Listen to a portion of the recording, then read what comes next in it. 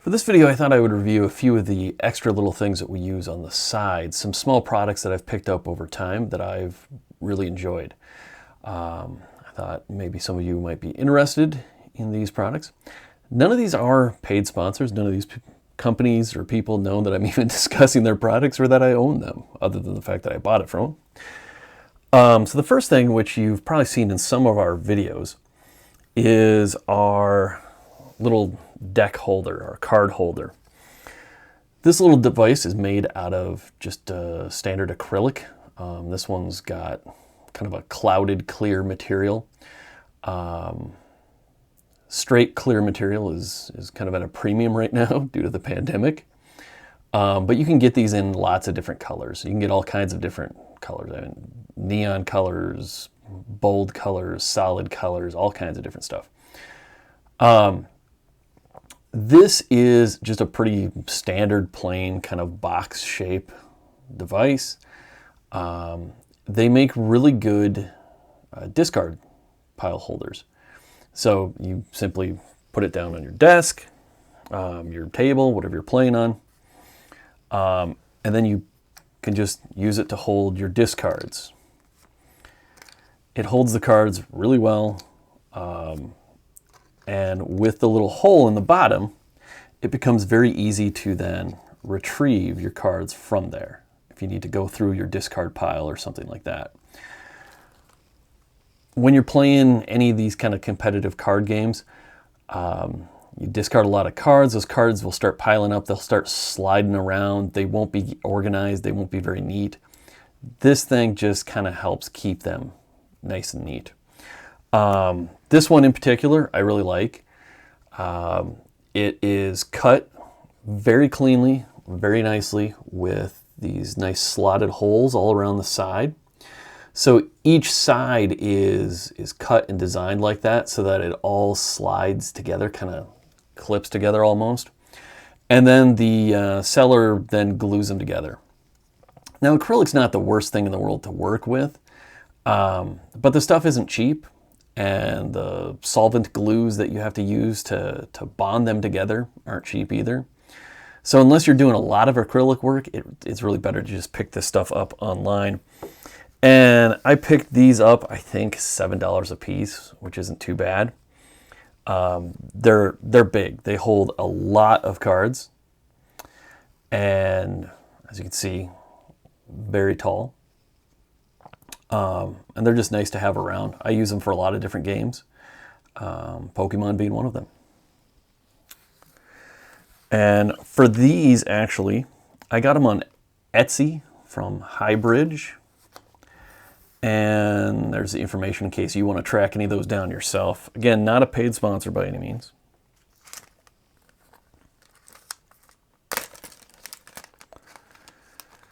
Now, the next item I want to talk about that I really like are these nice acrylic tokens. And these are status tokens. So there's different ones here for fire damage. We have for sleep. We have confused. We have poisoned.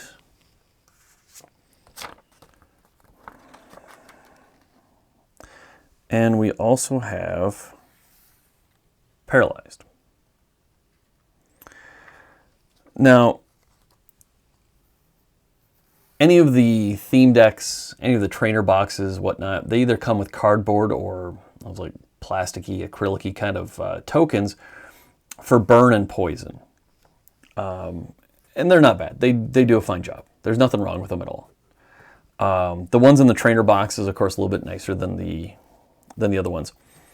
The reason I like having these around, though, is, and you know, the fire and poison ones, because you probably have those tokens, aren't the biggest thing in the world. But I kind of like the graphics on these to really show what's going on.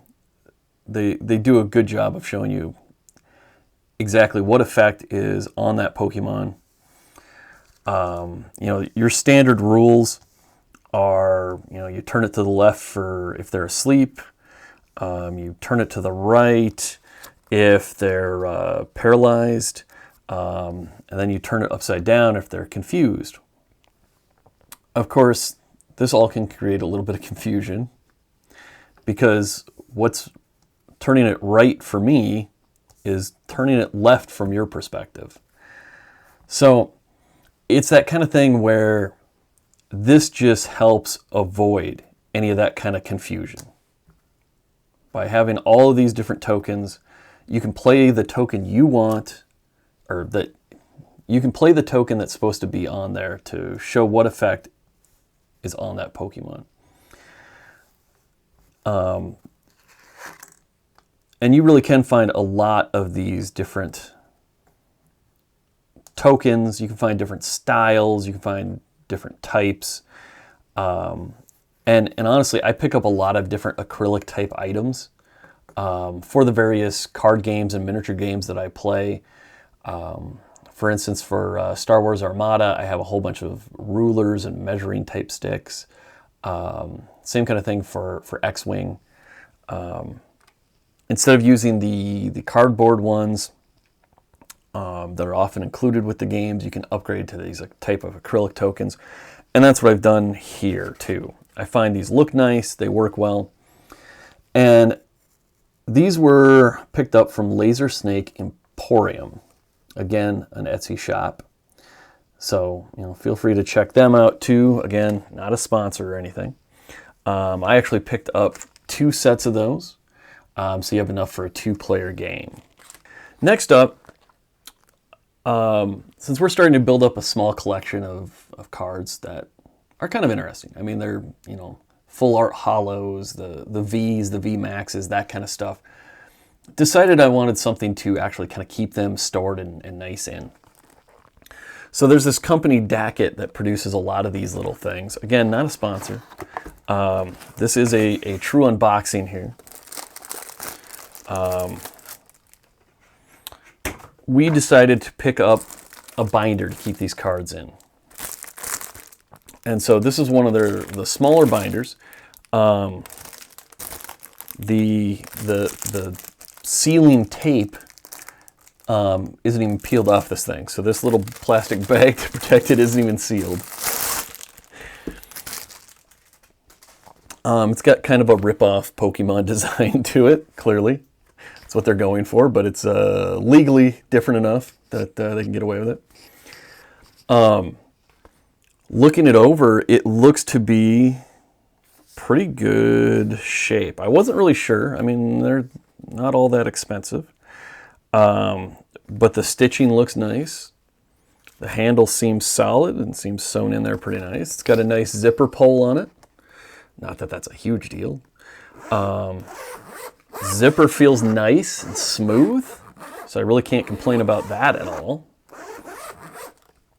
And inside, there are, of course, it comes with the binder pages. Now, there's supposed to be 50 in here. And at 4 slots per page, that means this little binder can hold 200 cards. Clearly not something you're going to put every card in your collection in, but for the higher value ones, the ones you're really collecting, the ones you really value and cherish, this can hold 200 cards if you only put 1 per slot. If you do back-to-back slots, so that you actually get 2 in each one of these slots, that's bumping it up to being able to store 400 cards in this very small, compact little binder. The reason I picked this up instead of one of the standard Pokemon binders, the 3-ring size ones, is because it does zip close, and I appreciate that. I've played a number and collected a number of various trading card games from Magic to Spellfire to Battletech, etc. When I was younger, I collected various sports, football, baseball cards. And so I have binders galore around here and sheets collector sheets galore. There's no shortage of that stuff. But one thing I've seen happen several times, I can't remember if it's ever happened to me, but I've seen it happen several times, is you have one of those binders, if it happens to get knocked off a table or you drop it, those cards can get knocked out of their sleeves. And in a typical 3-ring binder, when that happens, those cards are just going to go everywhere. They're going to fly all over the ground. They're going to float away from your binder. They could get stepped on. They could get lost. They could get damaged. They could get dirty. Things that you don't want to happen to your cards that you're collecting. Like I said, I've seen that happen several times. The nice part about having your cards in a zipper binder is that even if you do drop them, the worst thing that happens is they get knocked. Some of them get knocked out. They stay within your case. So you may have to go through that case and pull a few of them, clean it up a little bit and stuff a couple of them back in their slots. But for the most part, they stay pretty good that way. So I do appreciate that this is a zipper one. It stays closed. The binder on it does open, so you could add more pages, although it feels like once you put enough cards in here, it's actually not going to have a lot of space. It's going to fill up quite a bit of space once you get the cards in. But I've also seen people that, they have those 3-ring binders and they just happen to pick them up upside down and cards fall out. So again, this will keep them contained because of that zipper pouch. And to just show you how this looks with actual cards in it, it actually holds them quite well.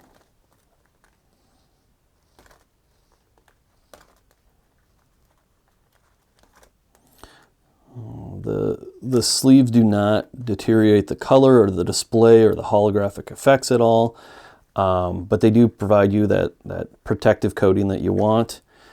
They are thick enough that you can do back-to-back if you want to. And adding the cards doesn't actually add a whole lot of width to them. So it should be able to hold, the 200 or even 400 cards probably without being, bursting out of its seams at all. But I actually am really impressed by this little binder. So the last thing I want to look at is the mat that we actually use. Again, not a sponsor. But this is from the Gaming Mat Company. And this mat is actually quite nice. It is a full-size mat that is playable for 2 players. It's got, of course, 2 player sides, the red and the white side. It is quite large in size. You can see all the various spots for the Pokemon cards. It's very nice. It's got a nice soft top on it. Nice thick rubber mat. This thing is actually about 4 millimeters thick. You'll see most other mats that are sold are either very thin, like just a plastic sheet. Some of the actual ones that you can find that actually have some padding are usually only like 1.5, maybe 2 millimeters thick. This one's 4 millimeters thick, which is actually thicker than most yoga mats. It really is pretty nice. Now, it did cost us a little bit. We did pay, I think it was $30. I think we got it on sale. And I think it's regularly priced $50, which is pretty expensive. I admit that. However, if you're buying the other mats, you're looking at around $15 to $20 usually, and you typically will only get one side for that amount. So if you end up buying 2 of them anyways, you're looking at $40 in a lot of cases. It's a high quality mat. It's very thick. It's very nice. They do sell a tube that you can get, but I actually don't like the tube. It's actually more expensive than the mat, and it's really not necessary. What we've done is we've just bought a yoga mat holder So you just roll it up, you stick these ends over the ends of the rolled up mat, and then it's got a nice carrying strap, and it's easy to store away. So those are just a few of the items we use to play the game and film these videos and whatnot. Thought you might be interested in them.